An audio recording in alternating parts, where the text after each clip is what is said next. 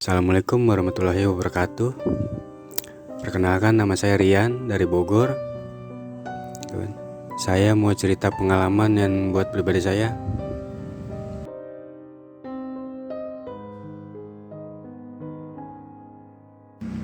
Ini sangat berkesan ya, karena ini pengalaman hidup, bukan cerita abal-abal. Dari segi pengalaman perjalanan hidup saya,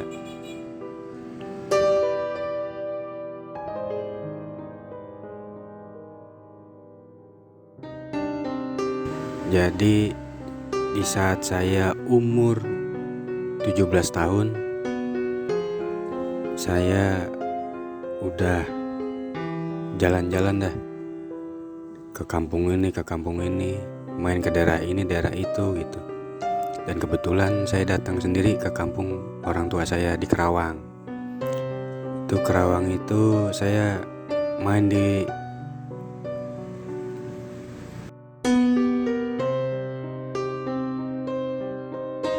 kampung Singaula, nggak jauh dari Laut Pisangan. Saya dikumpulin 15 orang, Pak.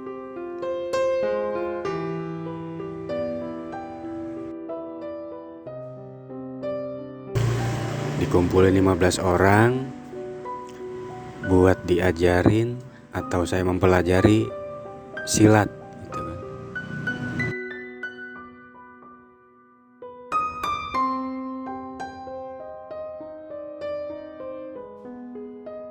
Di dunia persilatan gitu kan. Mau gak mau dah tuh, karena memang orang laki mah kudu punya kan, buat jaga pertahanan diri. Mudah-mudahan gak disalahgunakan buat orang-orang yang pada punya gitu, yang pada bisa walaupun sedikit-sedikit.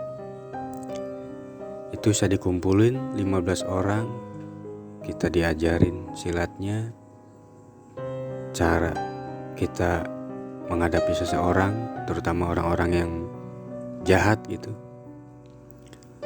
Itu kira-kira jam 12, pasti jam 12 Pak kita kalau ngelakuin itu.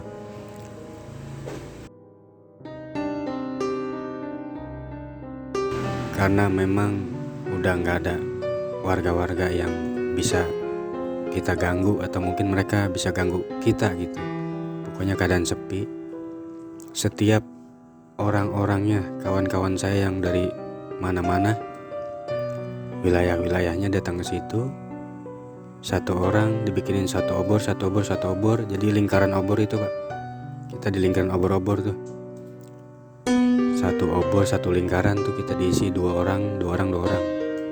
Sampai 7 lobang lah tuh, 7 lingkaran obor itu. Kita diadu, kita gak kenal dia dari mana, asalnya dari mana. Sebelum kita selesai itu ngelakuin kayak ngetes kebisaan kita gitu. Nah, setelah saya udah diadu sama rekan-rekan kita, dites istilahnya lah, saya pulang tuh Pak.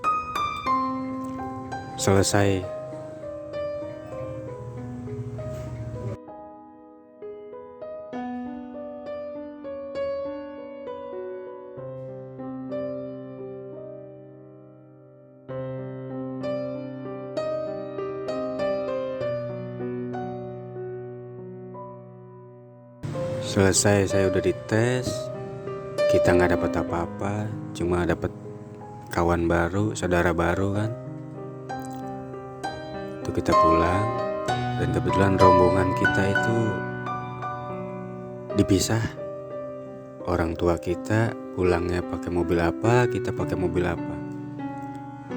Di perjalanan, di saat saya pulang sama teman-teman saya yang baru nih, tuh tiba-tiba Pak, kanan kiri itu sawah Pak.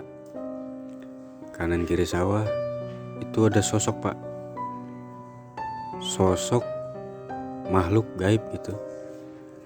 Spontan ada di hadapan mobil kita.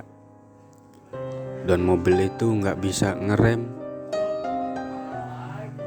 nggak bisa ngegas.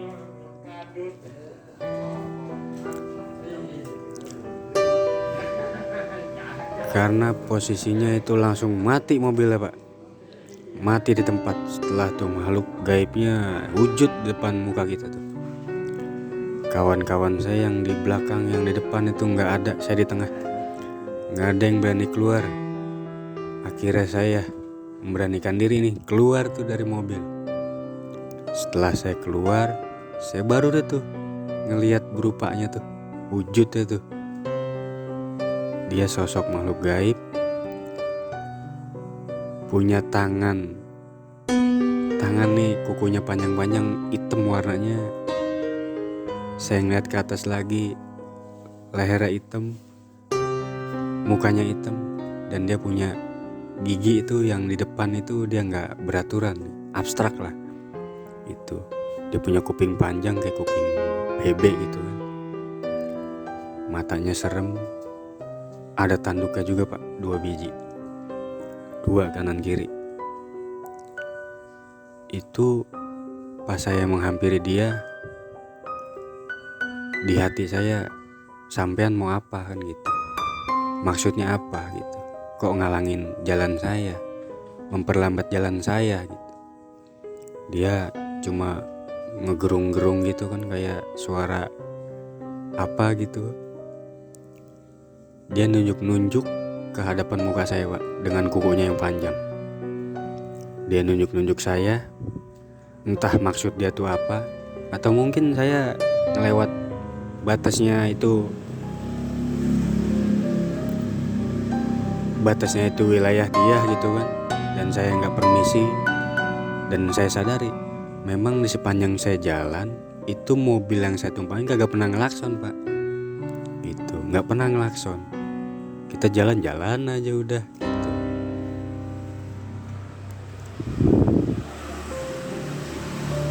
Udah. Setelah saya hampiri, karena dia menunjuk-nunjuk saya, dan saya tepak nih pak.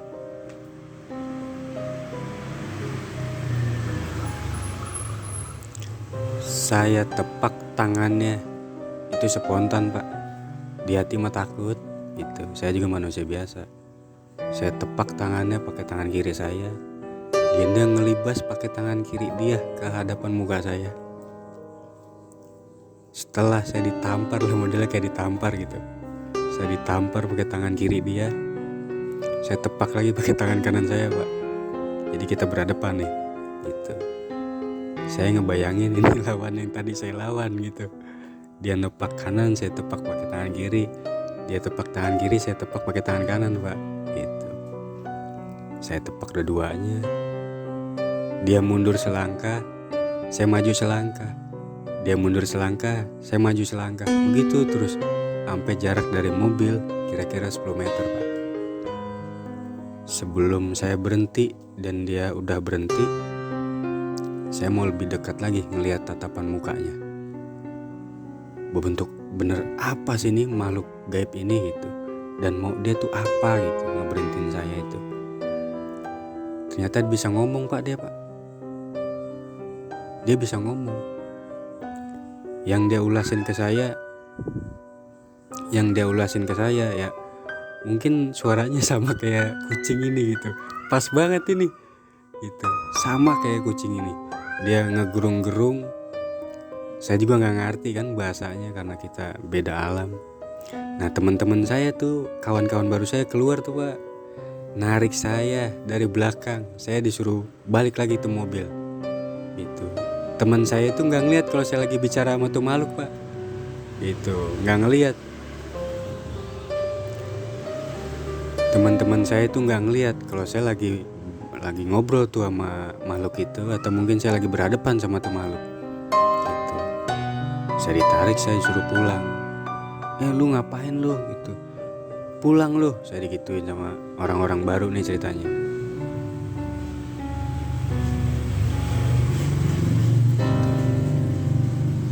Setelah saya ngelihat muka-muka teman-teman saya, karena saya berbalik arah kan, itu tiba-tiba pak ada ayam mati pak.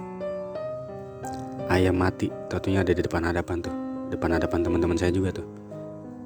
Tuh ayam terbang mati di tempat pak, gelupak-gelupakan itu, keluar darahnya tuh. Gitu. Itu ayam kampung apa ayam Bangkok, saya nggak ngerti juga karena udah malam kan. Dari situ saya diselipin pakai itu tuh pak, disenter pakai mobil, lampu mobil tuh, sen tembak ya, lampu tembak. Mungkin dia nandain kali, udah lu pulang gitu. Udah akhirnya saya pulang, dan kebetulan yang di hadapan yang saya lihat itu sosoknya hilang. Setelah saya ngeliat spontan semuanya ngeliat di ayam itu. Saya pulang pak, balik lagi ke mobil. Kitanya udah balik ke mobil, duduk lagi di mobil. Saya dalam keadaan keringetan, kayak panas dingin kan, kayak mau BAB ditahan gitu. Keluar tuh keringat saya, tapi bukan BAB gitu maksudnya. Seperti itulah keringatnya gitu.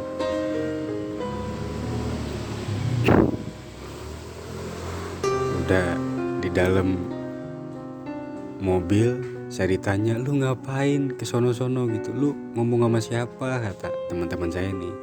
Saya bilang, lah emang lu nggak pada ngelihat, saya bilang gitu. Lah tadi yang di depan kita itu siapa, saya bilang.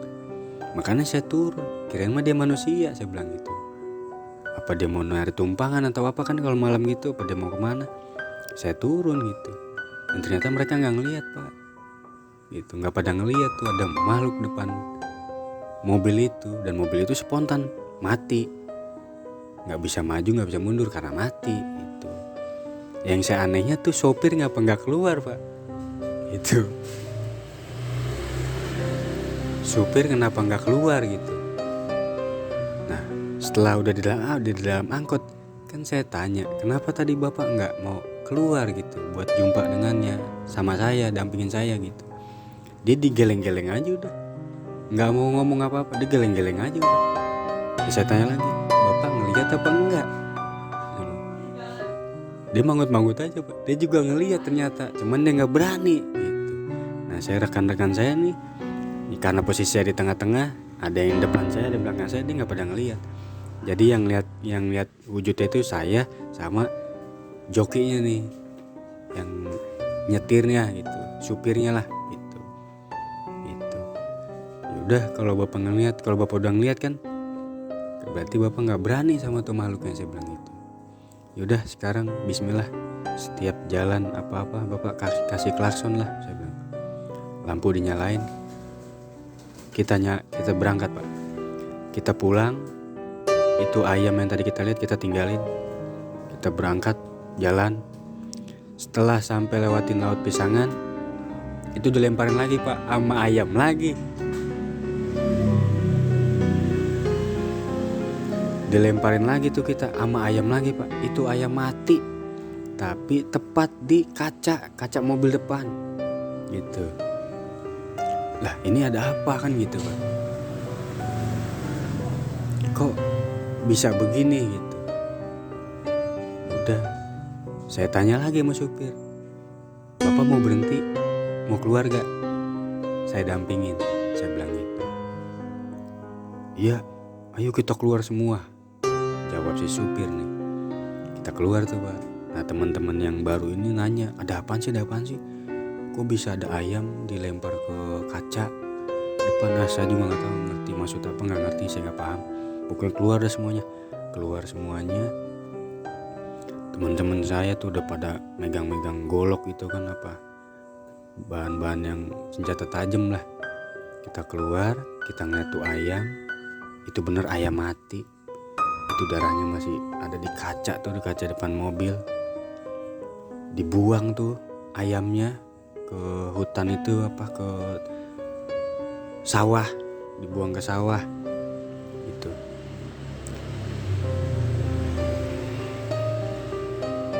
Dibuang ke sawah.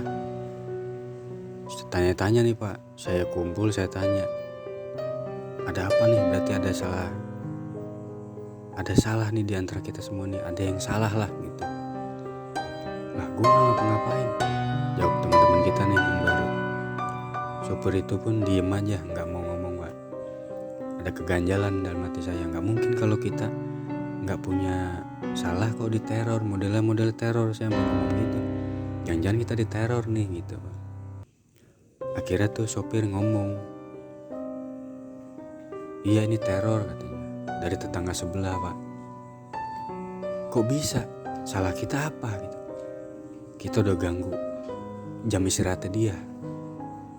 Jawabnya si supir, maksudnya ini yang ngomong makhluk gaibnya apa manusianya? Saya gituin. Manusianya. Ini manusianya. Cuman dia memerintahkan sosok gitu buat ngadang kita. Dengan spontan jawaban saya, datengin kampungnya pak. Saya datengin pak. Kita datengin, si sopir itu sebenarnya nggak mau. Saya paksa tuh.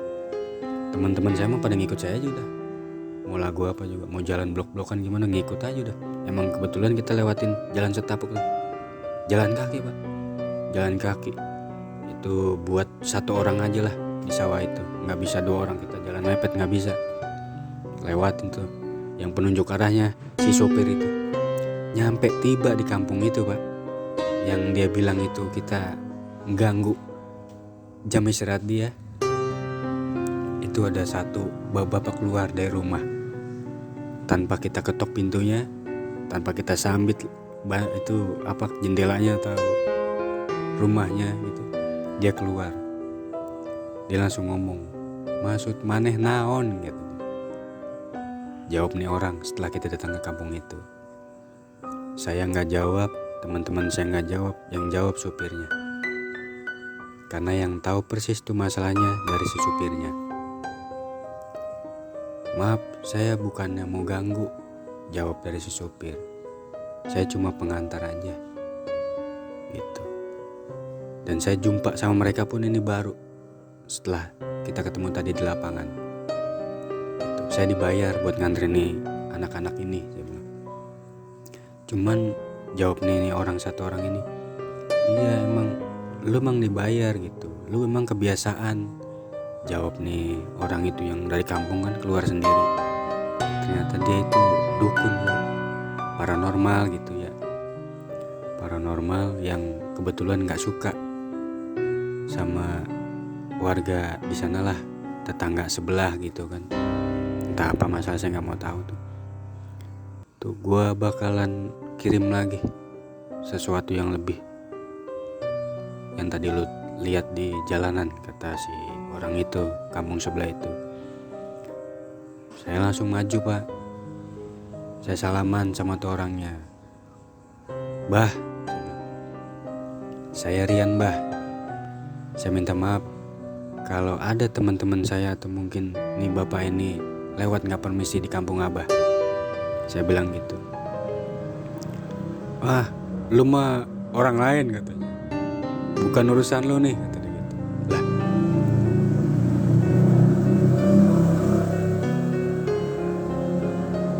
Emang benar yang Babak bilang itu saya orang lain. Kalau kita saudara gak mungkin Babak kan nyetopin atau mungkin ngirim yang aneh-aneh ke saya bilang. Sekarang bah, saya mau pulang ini, saya bilang gitu. Tolonglah, jangan mempersulit perjalanan saya. Karena orang tua saya pasti udah nyampe duluan, saya bilang gitu. Dan saya gak tahu nih nyampe rumah jam berapa. Saya gak hafal sama jalanan ini. Dia udah ngebantah bahasa saya. Dia masuk lagi pak. Dia masuk ke dalam rumahnya. Dia ngebuangin apa tuh, kayak sesajen gitu kan, kayak di nampan, model nampan tuh yang ada bunganya, ada pisangnya. Saya dilemparin gituan pak, secara gak langsung.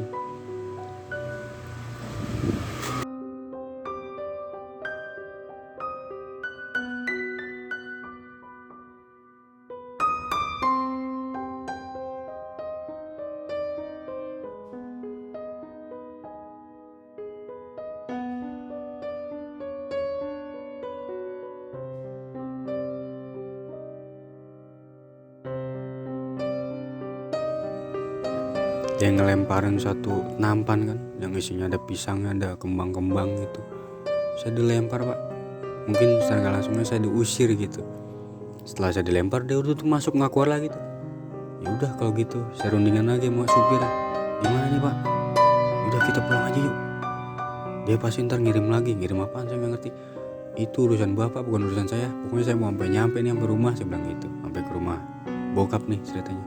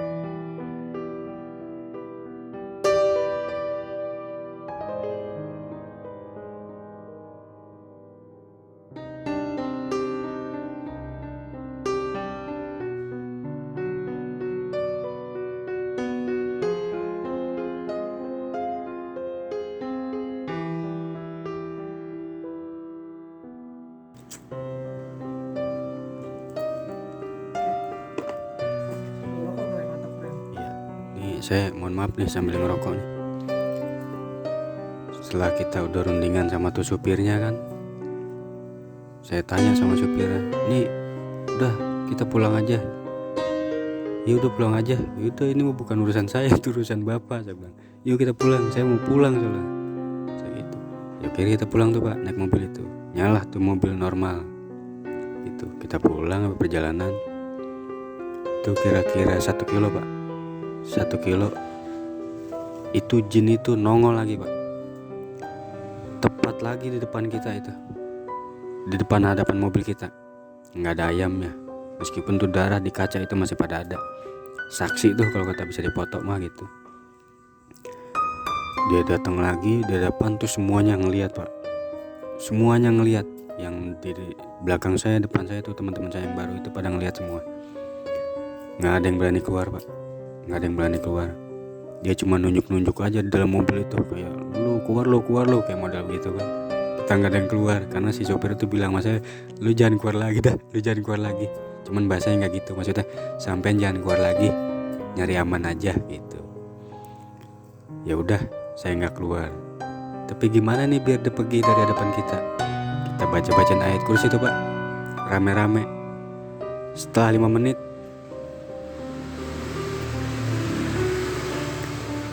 setelah 5 menit, alhamdulillah pak, tuh jin itu hilang dengan sendirinya. Kita pulang, nyampe rumah pak. Nyampe rumah itu kita ditanya-tanya itu sama orang tua kita masing-masing itu. Ada yang meluk-pelukan lah kayak bapak-bapak baru ketemu sama anaknya setahun 2 tahun kan peluk-pelukan. Karena dia mikir tadi perjalanan kita itu mungkin kalau nggak ketemu lagi sama orang tuanya gimana gitu. Alhamdulillah pak, kita ketemu lagi sama orang tua kita. Dibicarain juga sama orang tua kita, termasuk saya intro juga nih yang supir-supirnya. Yang tadi ngebawa saya intro tuh. Maksudnya apa? Karena saya belum ngerti banget gitu. Karena saya baru kan tinggal di Kerawang itu. Gitu. Itu pak, cerita dari saya. Terima kasih banyak dan mudah-mudahan lagi-lagi nih jangan takut sama yang makhluk-makhluk gitu-gituan. Kita percayakan sama Allah pak. Sekian dari saya. Assalamualaikum warahmatullahi wabarakatuh.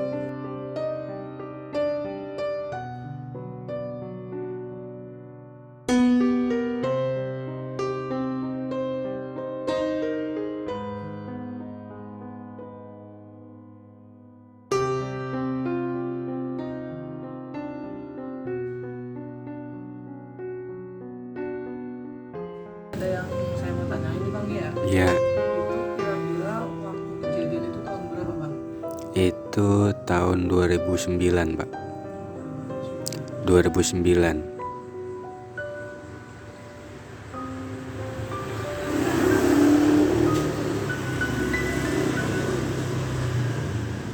Terus ada lagi nih ya sama tanya. Itu maksudnya gimana pak ya? Di lapangan tuh diadu maksudnya gimana ya bang ya?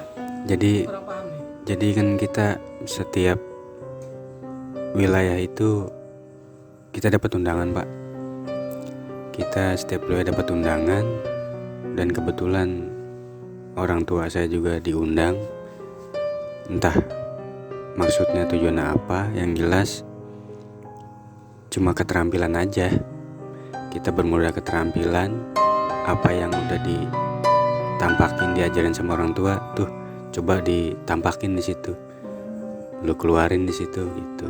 Jadi secara nggak langsung di situ maksudnya adu ilmu maksudnya. Kalau adu ilmu terlalu ini ya, terlalu keras ya.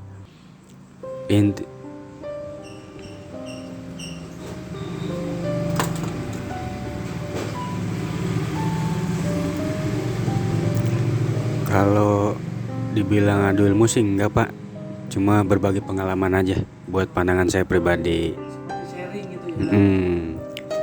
Itu. Terus ini yang abang lihat itu makhluknya berwujud apa ya yang tanduk gue itu? Justru kan kayak kepalanya.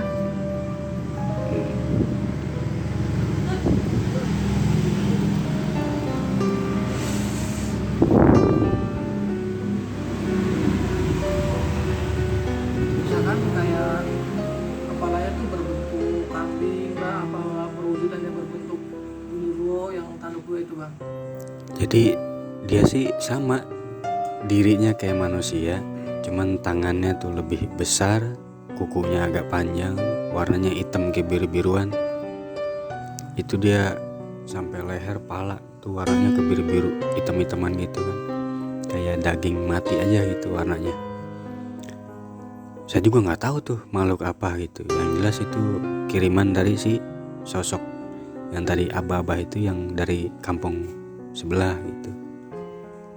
Jadi Gitu. mungkin ya, di situ sering dibuat lalu lalang kendaraan dan si salah satu warga itu mungkin ada yang terganggu kali bang ya. Nah itu salah satunya yang saya tanggapin dari pembahasan si supir ini kan, ya seperti itu gitu. Oke bang, terima kasih atas cerita pengalamannya yang udah mau berbagi di surat official. Siap. Oke.